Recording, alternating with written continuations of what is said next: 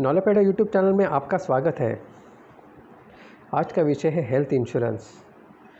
यदि आपके पास health insurance है तो 80% चांसेस है आपकी मौत हो सकती है इस वर्तमान ट्रेंडिंग बीमारी से। अगर मैं अभी आपको ये क्यों बता रहा हूँ, इसके पीछे एक तथ्य है। उसके लिए मैं आपको एक कहानी सुनाऊँगा। ये एक सत्य घटना है। हाल ही में मेरे एक दोस्त के करीबी रिश्तेदार के साथ ये घटना हुई थी और उस रिश्तेदार की दुखद मौत हो गई। हुआ यूँ कि जैसे कि अभी आपको पता है, मीडिया बहुत ज़्यादा डर फैला रही है इस ट्रेंडिंग बीमारी के विषय में। मेरे दोस्त का जो रिश्तेदार है, उम्र उसकी लगभग 38 साल थी। वो मुंबई में रहने वाला था और एक अपार्टमेंट में रह रहे थे। और जैसे कि अब ये ट्रेंडिंग बीमारी के केसेस बढ़ रहे हैं, तो उनके अपार्टमेंट में एक फैमिली पॉजिटिव पाई गई और हाथों हाथ उस फैमिली में एक शख्स की मौत हो गई। तो जाहिर है डर का माहौल था। तो इस बंदे ने डर के मारे खुद के पूरे फैमिली की टेस्टिंग करा ली, जो अभी फ़िलहाल RT-PCR टेस्ट है वो। और जैसे अंदाज़ा था, उनके पूरे सब परिवार वाले पॉजिटिव आ गए। अभी पॉजिटिव आ गए तो उन्होंने सोचा चलो हम लोग इलाज करा लेते हैं। अभी उसके फैमिली में लगभग वो खुद, उसकी बीवी, उसकी छोटी सिस्टर, उसकी माँ और एक बेटी, ऐसे सब थे।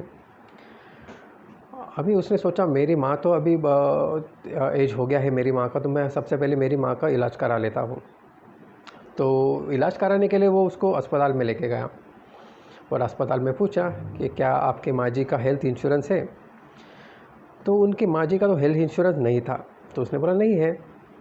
तो माँ जी को ठीक ठाक अस्पताल में भर्ती किया गया और 2-3 दिन में उसकी माता जी ठीक भी हो गई और उनको डिस्चार्ज करा दिया। और जैसे कि उनकी पत्नी और उनकी सिस्टर और उनकी एक बेटी जो 6 या 7 साल की थी, वो भी पॉजिटिव आई थी। तो उनको भी कुछ मेडिकेशन लिख के दिए गए और उनको बोला गया कि आप घर पे ही क्वारंटाइन हो जाओ और घर पे ये मेडिकेशन, मतलब जो दवाई है वो खा के आप ठीक हो जाओगे। तो उन लोग ने वैसा ही किया, घर पे मेडिसिन खाए और वो 2-3 दिन में ठीक भी हो गए। अभी ये जो बंदा था उसको भी पॉजिटिव रिपोर्ट आया था उसका खुद का। तो कुछ ही दिनों में वो उसको मतलब एक चक्कर सा आ गया एक दिन। तो ये बंदा डर गया। तो जैसे ही चक्कर आया तो उसने खुद को अस्पताल में भर्ती करवा दिया। अभी यहाँ पे एक बात समझो, उस बंदे का हेल्थ इंश्योरेंस था और उसके परिवार वाले, जैसे उसकी माताजी हो गई, उसकी बीवी, उसकी बेटी और एक सिस्टर, उन तीनों चारों का बिल्कुल हेल्थ इंश्योरेंस नहीं था। अब जैसे ही ये बंदा अस्पताल में भर्ती हो गया, इसको पूछा गया कि क्या आपके पास हेल्थ इंश्योरेंस है। तो ये बंदे ने भी एकदम कॉन्फिडेंस में बोल दिया, हाँ भाई मेरा तो 10 लाख रुपए का हेल्थ इंश्योरेंस है। लो, अभी अस्पताल वालों को तो जैसे चांस ही मिल गया पैसे कमाने का। तो अस्पताल वालों ने उसको और उसके परिवार वालों को बोल दिया कि ठीक है, चलो कोई बात नहीं, हेल्थ इंश्योरेंस है तो अच्छी बात है, हम इनका अच्छे से इलाज करेंगे। ठीक है, बंदा हो गया भर्ती। अभी भर्ती होने के बाद लगभग 10 दिन बीत गए और अस्पताल वाले उसको बिल्कुल डिस्चार्ज नहीं दे रहे थे। और इस 10 दिनों के पीरियड में उसकी तबीयत थोड़ी और ख़राब होती गई। तो उस बंदे को अस्पताल वालों ने ICU में भर्ती करवा दिया। अभी हो गए दिन 15, तो 15 दिनों का बिल बन गया लगभग 5.5-6 लाख रुपए बन गया। 6 लाख रुपए बिल बन गया तो फैमिली वाले भी थोड़े टेंशन में आ गए कि अभी यार 6 लाख रुपए बिल बन गया है, कैसे करेंगे, क्या करेंगे।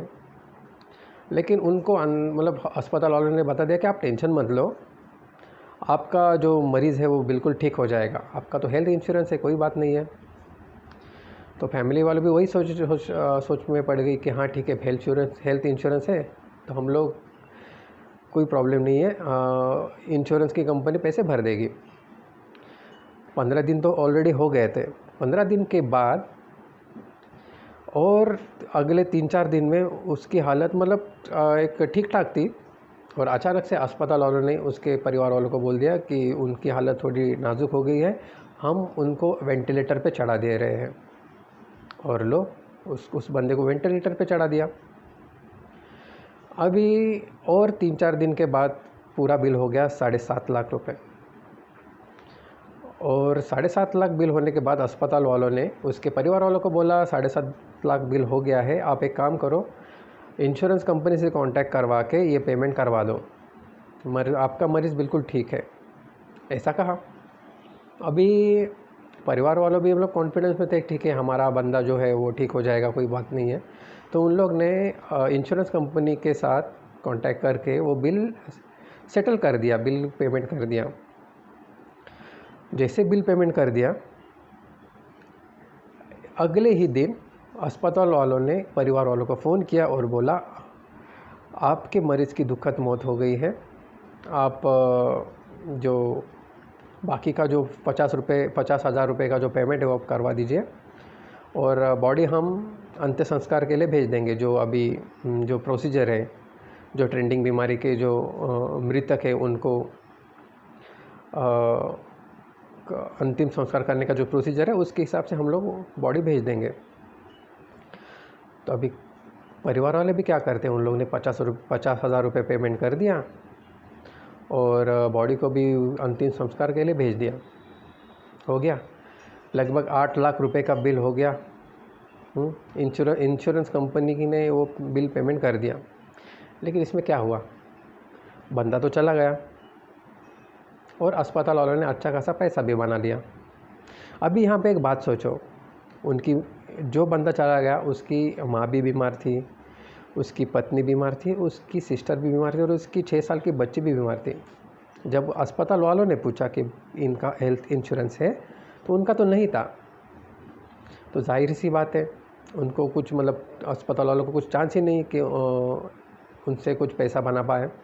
जैसे ही उनको पता चला कि हाँ इस बंदे का तो 10 लाख रुपए का हेल्थ इंश्योरेंस है, अस्पताल वालों ने उस बंदे को बलि का बकरा बना दिया और लगभग 15 से 18 दिनों तक उसको अस्पताल में रखा और फाइनली उसकी मौत हो गई।